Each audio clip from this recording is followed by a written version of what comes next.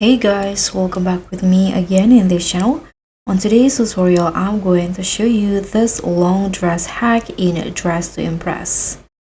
So if looking for that perfect elegant glow up in DTI, this video is all about how to pull off the most stunning long dress look, and yes, it works without VIP. So this is how the dress will look like, and it's pretty easy to create it.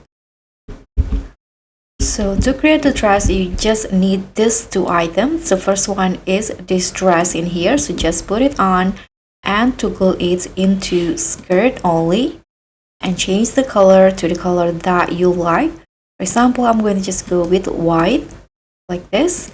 And now for the top, you're just going to put on this top in here and make the color the same. And that's it. You're done with this long dress, and this is optional, but you can also put on this puffy sleeves here and it will also change the look just like this within seconds. So it's giving red carpet royalty and main character energy. Don't miss these transformations.